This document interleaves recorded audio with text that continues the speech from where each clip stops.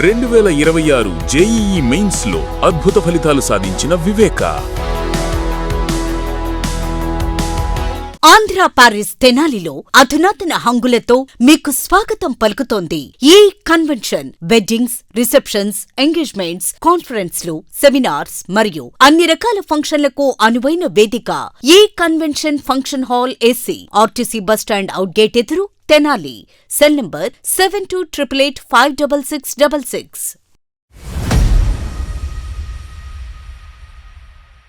Private విద్యాసంస్థల్లో వేలకు వేలు లక్షలకు లక్షలు ఫీజు చెల్లించలేకపోతున్నారా? ప్రైవేటు స్కూల్స్లో చదవాలన్నా మీ పిల్లల కలగానే మిగిలిపోతూ ఉందా?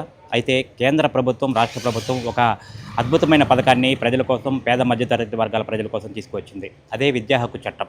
అంటే వైట్ రేషన్ కార్డు ఉన్నటువంటి పేద మధ్యతరగతి కుటుంబాలకు చెందిన పిల్లలు ఎవరైనా ఉంటే వారికి ప్రభుత్వ విద్యాసంస్థల్లో, ఏదైతే గవర్నమెంట్ నుంచి కూడా గుర్తింపు పొందిన విద్యాసంస్థల్లో 25% సీట్లు కేటాయించాల్సిన నిబంధన అయితే ప్రభుత్వం విధించింది. ఏదైనా సరే ప్రైవేటు విద్యాసంస్థలలో ఖచ్చితంగా 100 సీట్లు ఉంటే కనుక 1వ తరగతికి, 2వ తరగతి, 3వ తరగతి ఇట్లాగా ఒక 100 సీట్లు ఉంటే 25% సీట్లు ఖచ్చితంగా పేద మధ్యతరగతి విద్యార్థులు కేటాయించాలి. వారికి ఉచితంగా చదువు చెప్పాలనే నిబంధన అనేది కూడా ప్రభుత్వాలు తీసుకొచ్చాయి. గత 5 సంవత్సరాల నుంచి కూడా ఈ పథకం ఉన్నప్పటికీ చాలామంది దురదృష్టవశాత్తు దాన్ని వినియోగించుకోలేకపోతా ఉన్నారు. అది నిర్వీర్యమైపోతా ఉందని చెప్పి కూడా పట్టణ ప్రజలందరూ కూడా, కొంతమంది ప్రముఖులు అయితే ఆవేదన వ్యక్తం చేస్తూ ఉన్నారు. నూతన విద్యా సంవత్సరం ప్రారంభమవుతున్న సందర్భంగా కూడా ప్రతి పాఠశాలలో ఏదైతే గవర్నమెంట్ రికగ్నైజ్డ్ విద్యాసంస్థ ఉంటుందో దాంట్లో ఖచ్చితంగా 25% సీట్లు పేద విద్యార్థులు కేటాయించాలి. ఉచితంగా వారికి చదువు చెప్పాల్సిన అవసరం ఉంది. వాటికి సంబంధించి ఏదైతే ఆ పిల్లలకి ఉచితంగా విద్య చెప్తారో దానికి సంబంధించి ప్రభుత్వం ఆ నగదును కూడా ఆ విద్యాసంస్థకు చెల్లిస్తుంది. కాబట్టి ప్రజలందరూ దీన్ని ఉపయోగించుకోవాలని చెప్పిన అయితే తెనాలి పట్టణ పరిసర ప్రాంత అభివృద్ధి సంఘ నాయకులు చెప్తా ఉన్నారు. అసలు ఈ పథకం గురించి చాలామందికి అవగాహన లేదు. అసలు ఈ పథకం ఏంటి, దాంట్లో ఏ విధంగా ఇందులో దీన్ని సద్వినియోగం చేసుకోవాలనేది కూడా మనతో పాటు కొంతమంది పట్టణ పరిసర ప్రాంత అభివృద్ధి సంఘ నాయకులు మాట్లాడుతూ ఉన్నారు. వారి మాటల ద్వారానే తెలుసుకుందాం. కేంద్ర ప్రభుత్వం, రాష్ట్ర ప్రభుత్వం సంయుక్తంగా పేదలకి మంచి కాన్వెంట్స్లో, ప్రైవేట్ స్కూల్స్లో మంచి విద్య అందించే ఉద్దేశంతో విద్యా హక్కు చట్టం తెచ్చింది.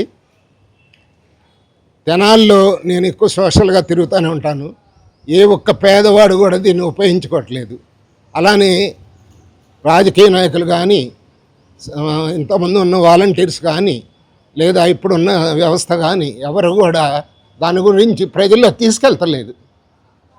ఇది చాలా పేదవాళ్ళకి ఉన్నత విద్య, క్వాలిటీ విద్య నేర్చుకోవడానికి చాలా అవకాశం ఉంది.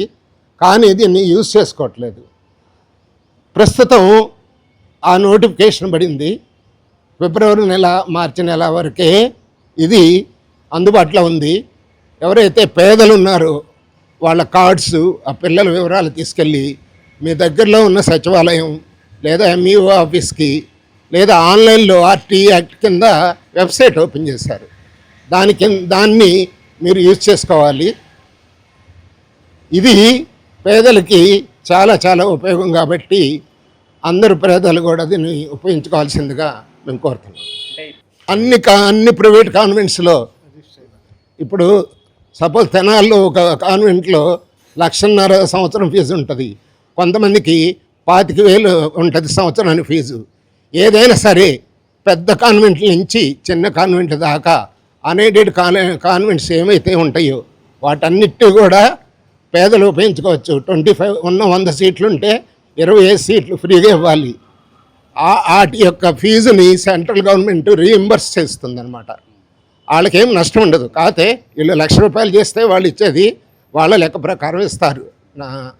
కాబట్టి ప్రజలు దీన్ని ఉపయోగించుకోవాల్సిందిగా కోరుతారు. కేంద్ర ప్రభుత్వం విద్యా హక్కు చట్టం అని తీసుకొచ్చిందండి. దానిలో ప్రతి ఒక్క విద్యార్థి, పేద విద్యార్థి కూడా ఉన్నతంగా విద్యను అభ్యసించాలనే ధ్యేయంతో తీసుకొచ్చిందండి. దాని ఏమవుతుందంటే గవర్నమెంట్ స్కూల్లే కాకుండా మధ్యతరగతి అంటే వైట్ కార్డు కనుక ఉండి అతను కనుక ఆదాయ ధృవీకరణ పత్రం కనుక బీపీఎల్ కనుక ఉంటే ఆ కుటుంబాలు ఏంటంటే ఏ ప్రైవేట్ స్కూల్ అయినా సరే రాష్ట్రం మొత్తంలో వాళ్ళకి అందుబాటులో ఉన్న దగ్గరలో ఉన్నటువంటి సచివాలయ పరిధిలో ఉన్నటువంటి ప్రైవేట్ స్కూల్లో జాయిన్ అవ్వచ్చు అండి. గవర్నమెంట్ స్కూల్లో కానీ ప్రైవేట్ స్కూల్లో కూడా. దానిలో ఏంటంటే ప్రతి 100 సీట్లకి 20 సీట్లు రిజర్వ్ చేసి పెట్టారు. అదేంటంటే ఆ 20 సీట్లు ఫిల్అప్ అవ్వకపోతే ఏంటంటే ఆ కాన్వెంట్ కానీ, విద్యా సంస్థలు కానీ, ప్రైవేట్ విద్యా సంస్థలు కానీ అది వేరే విధంగా వేరే విద్యార్థులు ఫిల్ చేసుకోవచ్చు, వాళ్ళు అమ్ముకోవచ్చు.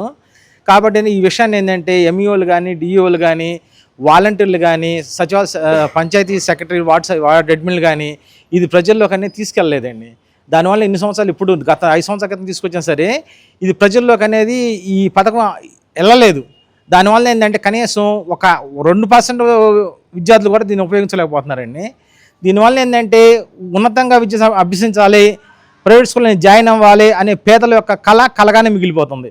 దీన్ని ఏంటంటే మన మీడియా సోదరులు కానీ, వార్డు సచివాలయం సెక్రటరీలు కానీ, డిఈఓలు కానీ, ఎంఈఓలు కానీ ఎవరైనా సరే ఇట్లా అవకాశం ఉందని చెప్పని ప్రతి కాన్వెంట్ ఎదురుగా ఫ్లెక్సీ అనేది ఏర్పాటు చేయాలండి.